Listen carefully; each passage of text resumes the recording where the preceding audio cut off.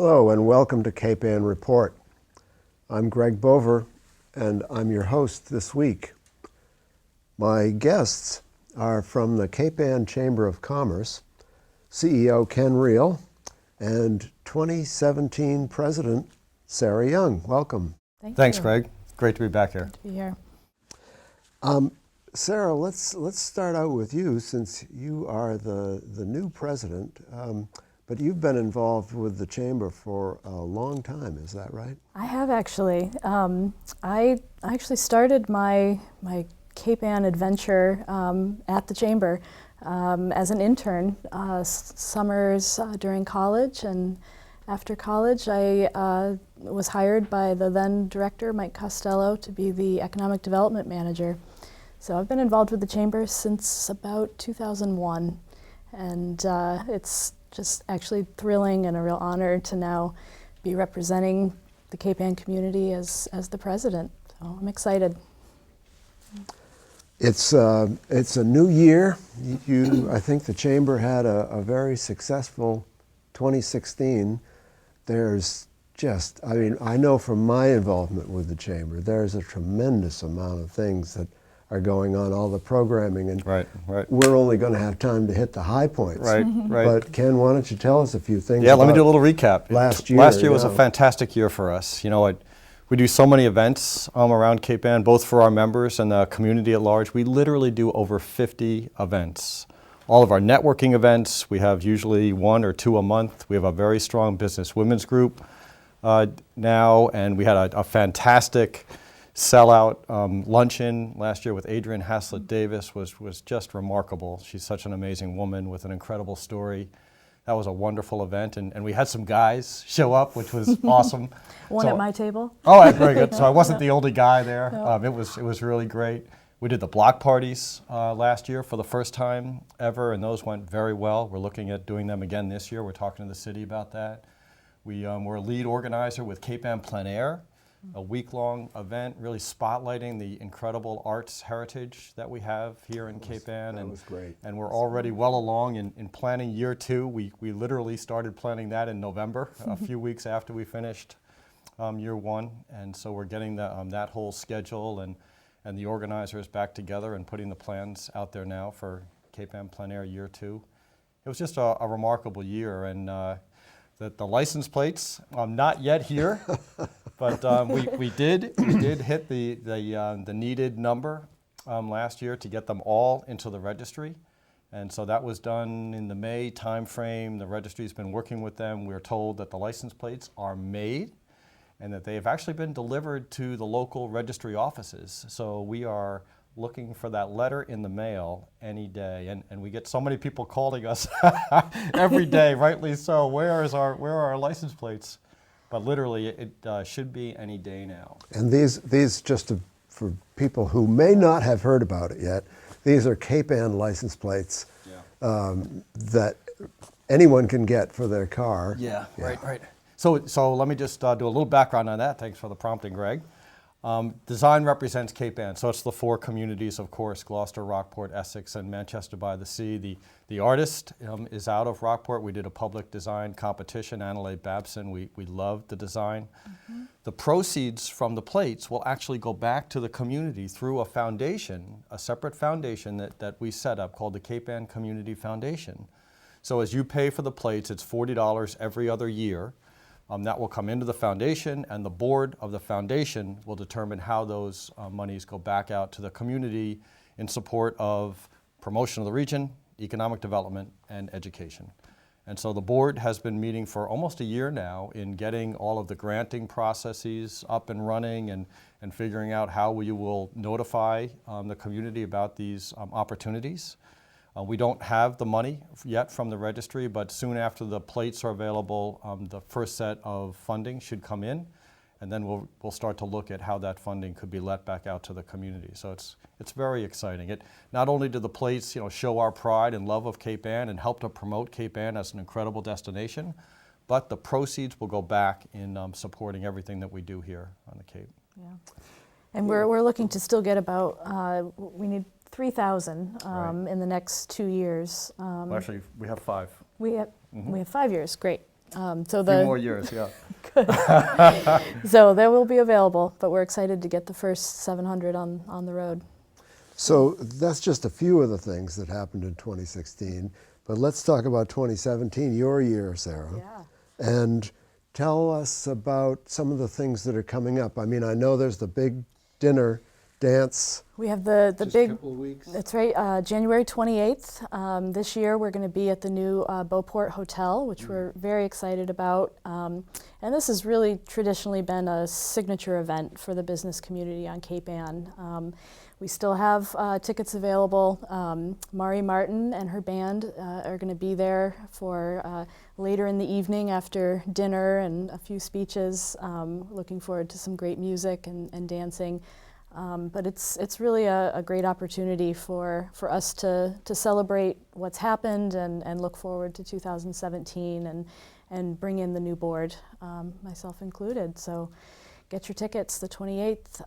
And I think the hotel is also offering a discount on rooms. I think they may have a couple left if anybody wants to have fun with us and then stay at the new hotel. So that's coming up right away, and then shortly after that, we will have the Business Women's Wine Down, which is an annual event for them. It's always a great time. This year it's going to be at Katrina's on February 2nd, and I understand there might be some karaoke happening afterwards. After the wine. After the wine down, exactly. But that's a great opportunity for business women on Cape Ann to get together and meet one another and have some social time, which I think is really important. That's been a really vital group for the Chamber. So look forward to that. And we did have a fabulous event. Actually, I have to backtrack a little bit. Last week at CB Fisk. Thank you for hosting that. Oh, that was a lot of fun for me. Good. It was the kickoff to our Business After Hours for 2017. And this year, we are actually really excited to change the format a little bit in that the events are free to our members. In the past, there's been a small fee to attend, and the board and the team decided this year that we wanted to open those events up for free as part of your membership. And we're also inviting non-members to come, check us out, see, part of what we do is networking and linking you with other business people in the area. So come join us. And the next one is February 8th, I believe, at Studio Crepe in Rockport, the new restaurant there.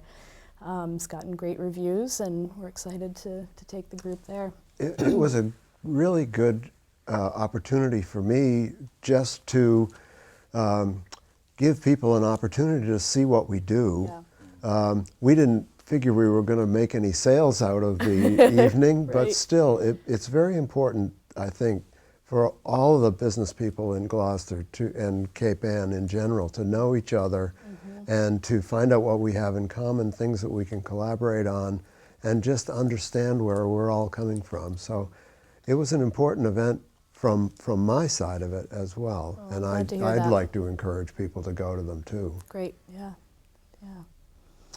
And so those are events that have been going on for years, some of them, but I understand that there are some new initiatives, especially with Chamber members who might be younger people.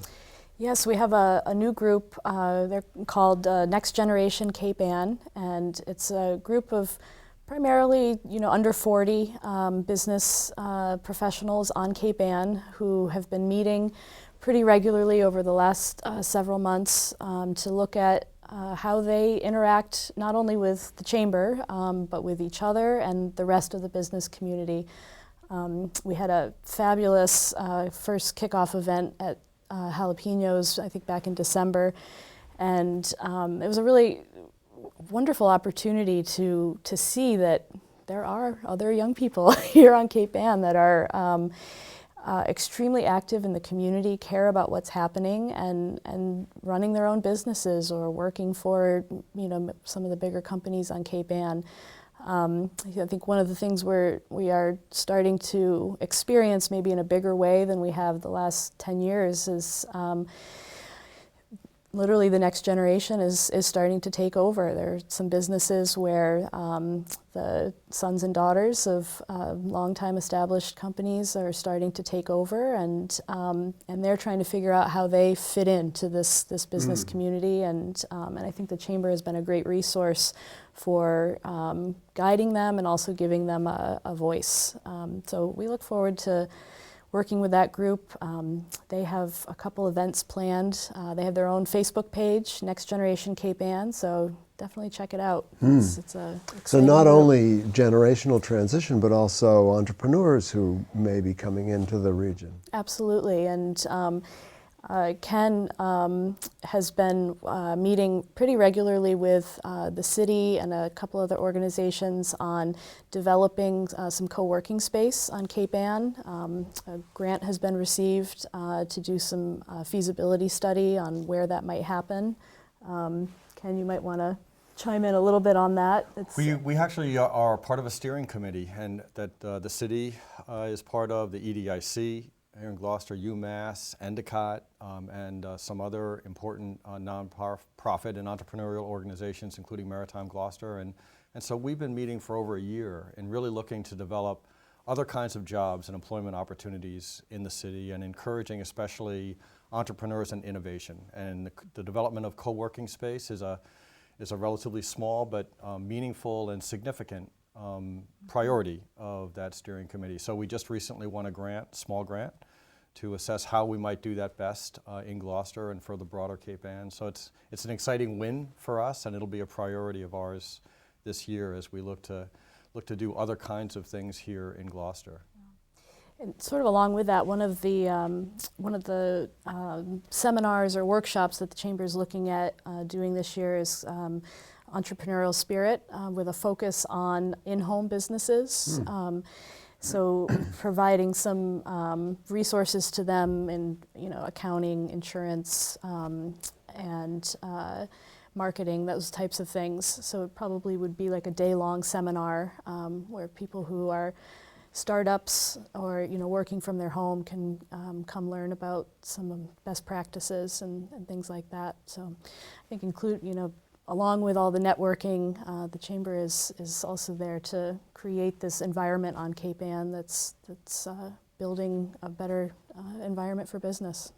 So go ahead. I was just going to say, we lobbied hard last year for the reduction in the business tax rate differential here in Gloucester, and we're successful in getting that reduced from 1.06 to 1.03. We're very thankful to the mayor and the councilors by supporting that initiative. And it, dollars-wise, it's not that significant, but from a messaging perspective, that Gloucester is business-friendly, it's huge. Gloucester has seen a dramatic reduction in its business base over the past 20 years, and anything we can do to change that and change the perception and the marketing of Gloucester as a place where businesses are encouraged to set up and grow is a top priority for us. So economically, that was a big deal for us last year, and we're very much focused on that this year as well. And I would just add on our education priority, we're focused on our third Cape Ann Career and College Fair, again, where we bring in upwards of 75 colleges into a college fair type of environment at the Gloucester Field House. We also bring in businesses to talk about what we do in our career fields. It's not the Cape Ann Chamber, it's what do I do as a CEO running a nonprofit. It's what you do at CB Fisk. And so it's truly a unique kind of twist on the whole college fair event. We bring in the business side as well. And it's a wonderful opportunity for young people to not only explore different colleges very quickly and efficiently, but to understand what are the business opportunities here on Cape Ann. It's really a unique event, and that's coming up pretty quickly in the middle of March now, and we're working with the 3 high schools and the local colleges on that. I'm not sure everybody understands what a resource the Cape Ann Chamber of Commerce is, just in terms of helping people figure out ways to maximize their profitability, how to continue to be viable in our region, and how to work together. It always amazes me the number of events some of which are fun, Yeah. but they're also very useful to anybody who is in charge of a business. Yeah, and I would just add that, you know, we do a lot of events. We're known for our events. We do so much more than events. In addition to that, there are publications. You know, over 300,000 printed pieces. Our 4 websites, including 2 visitor websites, and Love Cape Ann, our license plate website. It's truly unique what we do for this community compared to our neighboring chambers, and we want people to get involved. Well, we're out of time. That went It fast. always goes fast. Thank you so much for Thank you, coming Greg. and Thank you, talking Greg. to us about the Cape Ann Chamber of Commerce. Yeah. That's the Cape Ann Report for this week. I'm Greg Bover. Thanks for watching.